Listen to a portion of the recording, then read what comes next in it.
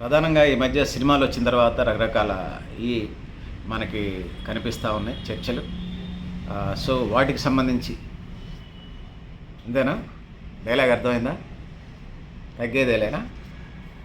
So సినిమాలకు సంబంధించి సహజంగా జనజీవనంలో ఇవి చర్చలుగా ఉంటుంటాయి, అవి పోతూ ఉంటాయి. చాలా డైలాగ్స్ కొన్ని ఉంటాయి. కొన్ని డైలాగ్స్ అవి పాజిటివ్ దృక్పథాన్ని, వాళ్ళ యొక్క కమిట్మెంట్ని పెంచేవిగా ఉంటాయి. కొన్ని డైలాగ్స్ మానవ సమాజాన్ని యాంటీ సోషల్ ఎలిమెంట్స్ వైపు తీసుకుపోయి ఉంటాయి. సో సినిమాలు ఏదైతే ఉన్నాయో ప్రజా జీవితంలో మెర్జ్ అయి ఉంటాయి అనేది మనం చెప్పుకోవచ్చు. సో వాటి నుంచి కొన్ని డైలాగ్స్ ఏదైతే ఉన్నాయో, సో ఈ ఒక సినిమాలో తగ్గేదిలే అనేది ఒక సినిమా. రజనీకాంత్ సినిమాని మనం చూసుకున్నాం అనుకోండి, సో అది కూడా ఒక డైలాగ్ ఉంటుంది, అది నేను చివరిలో చెప్తాను. సో తగ్గేదేలే, క్రష్ అంటే లవ్లో క్రష్లో పడేదేలే, స్టూడెంట్ చదివేదేలే, ఇవన్నీ నెగిటివ్.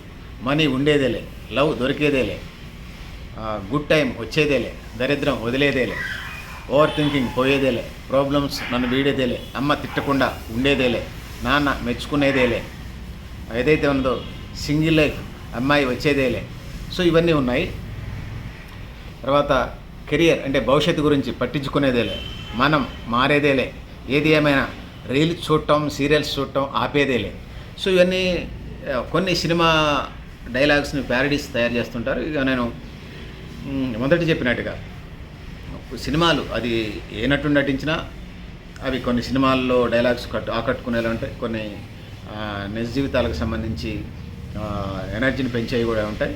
భాష ఒక్కసారి చెప్తే 100 సార్లు చెప్పినట్టు, సో చెప్పకపోతేనే చెప్పినట్టు అనేది ఒక భాగం. ఇంకా ఏదో ప్రిన్స్ మహేష్ బాబుది డైలాగ్స్ ఉంటాయి. సో ప్రజల్లో ఇవన్నీ నానుతుంటాయి. నేను ఎవడు కొడితే దిమ్మ తిరిగి మైండ్ బ్లాక్ అయిపోద్దే వాడే పండుగాడు, పోకిరి సినిమాలో మహేష్ బాబు డైలాగ్. సో ఇట్లా సినిమా యాక్టర్లకు సంబంధించి ఇది ఉంటుంది. డార్లింగ్ సినిమాలో ప్రభాస్ అంటాడు, ప్రేమించండి అబ్బా, ప్రేమిస్తే మహా అయితే తిరిగి ప్రేమిస్తారు, అంతే కదా, పోయేదేముంది. సో ఇట్లా జనజీవనానికి సంబంధించి ఫిలిం ఇండస్ట్రీకి సంబంధించి అవినాభ సంబంధం ఉంది. ఫిలిం ఇండస్ట్రీ అని నేను అనలేను, కానీ సినిమాలకు సంబంధించి ఫిలిం ఇండస్ట్రీ దాకా వీళ్ళంతా సామాన్యులు వెళ్ళలేరు. కాకపోతే టికెట్ కొనుక్కొని 50, 100, 200, 400 పెట్టి టికెట్ కొనుక్కొని అయితే చూస్తారు. కాబట్టి సినిమాలకి ప్రజలకైతే ఆ కనెక్షన్ అయితే ఉన్నది.